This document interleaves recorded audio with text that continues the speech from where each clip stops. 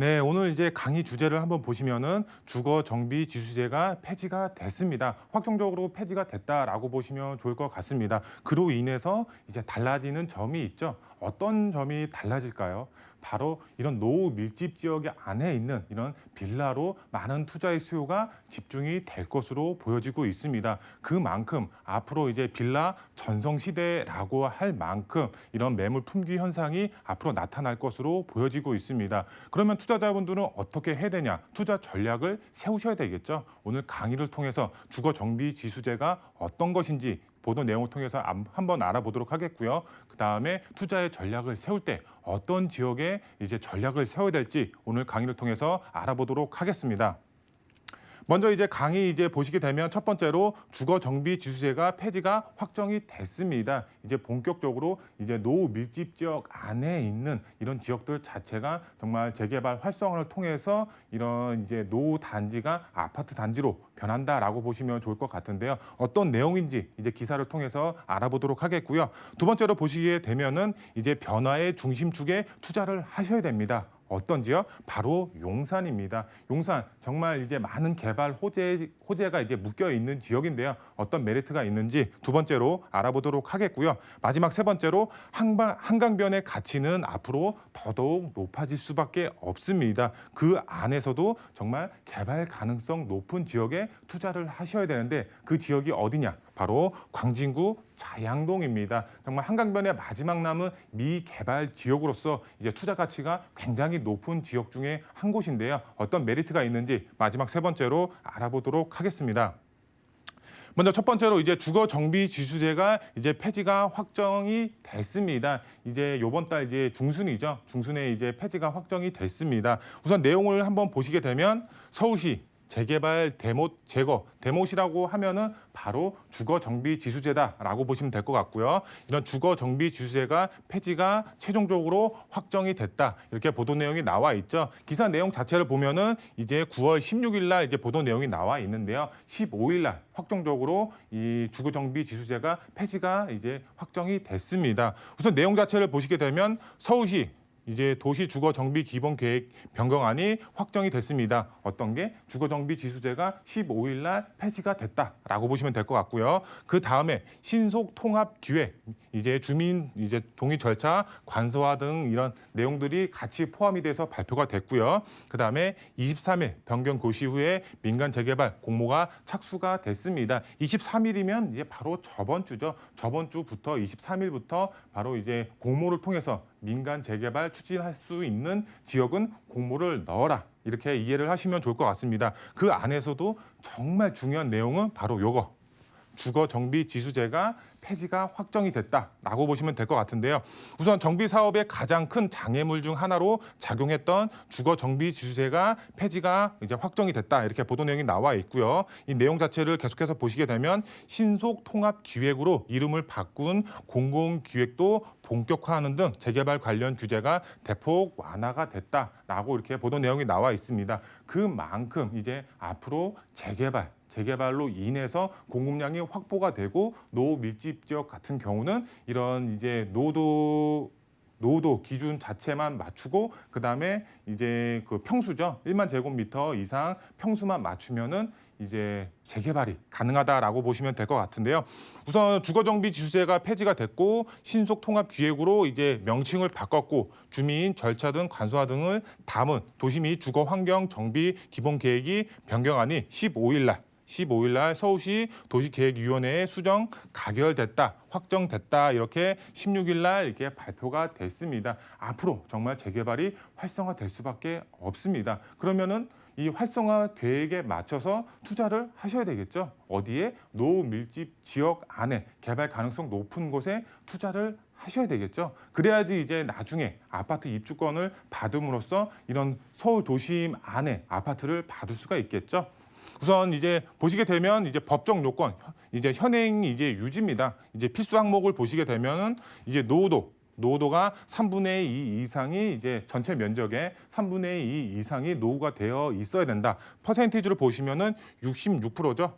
66%만 노후가 되어 있고 나머지 34%. 나머지 34%는 신축이어도 상관이 없다라고 보시면 될 것 같고요. 이제 구역 면적 자체는 1만 제곱미터 이상이어야 된다 이렇게 나와 있습니다. 선택 항목 보시게 되면은 이제 노후도 이제 연면적 기준이 나와 있죠. 이 선택 항목으로 들어가 있습니다. 이 연면적 기준이 폐지가 됐죠. 이 많은 분들이 선택 항목 중에서 이 연면적을 이제 선택하시는 분들은 없겠죠. 거의 대부분 분들이. 그러면은 이제 주택 접도율, 이제 도로폭이 4m가 되는지 안 되는지, 그다음에 과소 필지, 이 필지 자체가 주택 용도로 사용할 수가 있는지 없는지, 그다음에 호수 밀도, 이제 집들이 얼마나 따닥따닥 붙어 있는지, 이런 조합원 수가 이제 이 호수 밀도로 이제 판가름이 된다라고 보시면 좋을 것 같은데요. 이 세 가지 주택 접도율, 과소 필지, 호수 밀도, 이런 선택 사항 중 하나만 선택하고 그 다음에 노후도, 그 다음에 면적만 맞춰지면은 이런 구역 지정이 앞으로 가능하다라고 보시면 좋을 것 같은데요. 그 전까지는 어떻게 돼 있었냐? 바로 주거 정비 지수제가 이제 선택 항목이 아니라 바로 필수 항목으로 작용을 했었습니다. 필수 항목 보시게 되면은 노후도 연면적 조건이 60% 이상 이제 차지를 하고 있었죠. 선택 항목도 보시게 되면은 주민 동의, 그다음에 도로 연장률, 노후도, 그다음에 그 세대 밀도, 이렇게 선택 항목이 들어가 있었습니다. 여기서 보시게 되면 이 연면적 기준 때문에 재개발에 있어서 정말 걸림돌로 작용이 됐었습니다. 이 연면적 기준, 뭐 간략하게 이제 설명을 드리면, 우리가 건물이 있다고 가정을 하겠습니다. 여기에 이제 노후 밀집지역 안에 이런 신축이 하나가 만들어졌다라고 이제 가정을 했을 때, 이런 노후 밀집지역은 대부분 1종 아니면 2종 일반 주거 지역으로 되어 있죠. 그래서 건물 자체를 그 전까지는 7층 이상으로 건물을 지을 수가 없었죠. 그래서 5층 아니면 6층으로 건물을 그 전까지는 지었었는데요. 뭐 예를 들어서 5층으로 건물을 지었다고 가정을 하겠습니다. 1층, 2층, 3층, 4층, 5층으로 건물을 지었다고 가정을 하고, 이 평수 자체가 50평이라고 가정을 했을 때, 연면적은 이 층수 자체의 합이라고 보시면 될 것 같아요. 합. 그러면 5, 25, 250평이죠. 250평. 신축 이제 연면적 기준이 250평이 늘어나는 겁니다. 주변에 아무리 노주택이 있더라고 하더라도 이 평수 자체, 연면적 이제 신축 면적 자체가 250평이 늘어나기 때문에 이런 노후도 조건 자체를 정말 확 떨구기 때문에 재개발을 방해를 했었습니다. 하지만 이런 기준 자체가 앞으로는 사라졌습니다.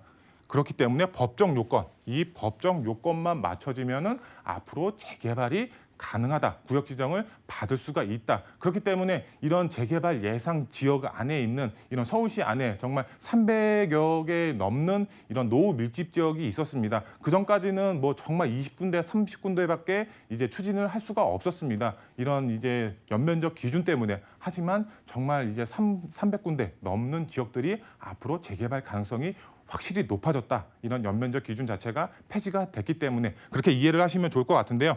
재개발 걸림돌로 작용이 됐던 주거 정비 지수제가 폐지가 됐습니다. 정말 두 마리 토끼를 잡을 수가 있겠는데요. 두 마리 토끼 잡을 수가 있습니다. 노후 지역 자체를 개선을 할 수가 있겠고, 그 다음에 공급량 자체를 획기적으로 늘릴 수가 있겠죠. 재건축은 이제 뭐 앞으로 이제 규제를 완화한다라는 말이 나왔지만 아직까지는 확실한 답변이 나오지 않았죠. 그렇기 때문에 우리는 어디에 투자를 해야 된다? 바로 재개발에 투자를 해야 된다. 재개발 투자에 있어서도 이런 이제 노후 밀집 지역, 이제 재개발이 가능성이 높은 지역에 투자를 하셔야지 큰 수익 보실 수가 있겠죠. 그런 지역 어디냐? 이제 다음 보시게 되면은 바로 변화의 중심축에 투자를 하라. 어디? 용산입니다.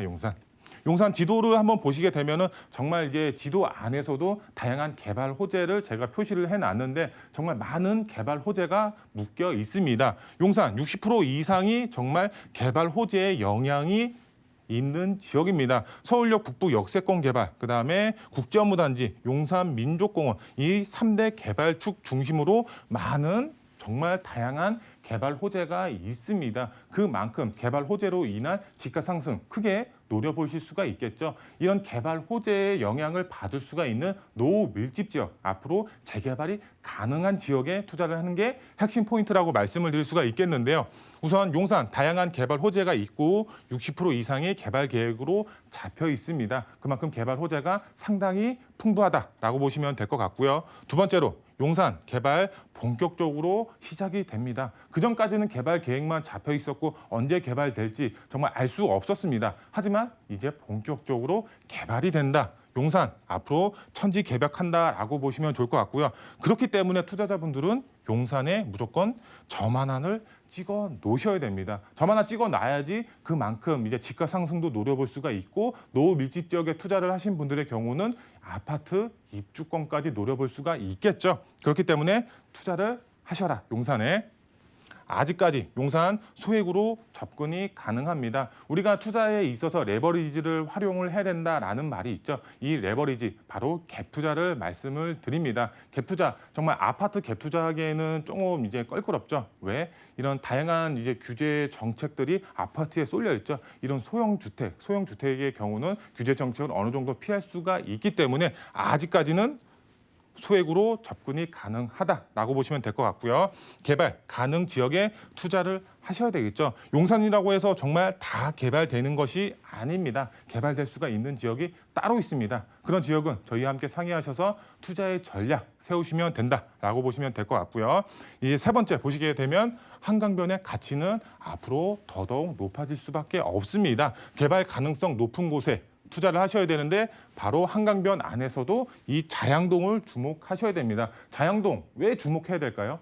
이 지도를 보시게 되면 정말 이제 웬만한 지역들, 한강변 아파트들 거의 대부분 개발이 되어 있습니다. 개발을 할 수가 있는 유일한 지역은 바로 광진구 자양동이다라고 보시면 좋을 것 같습니다. 유일한 미개발 지역이고 개발 압력 상당히 높고 이런 지역에 투자를 하셔야 되겠죠. 자양동.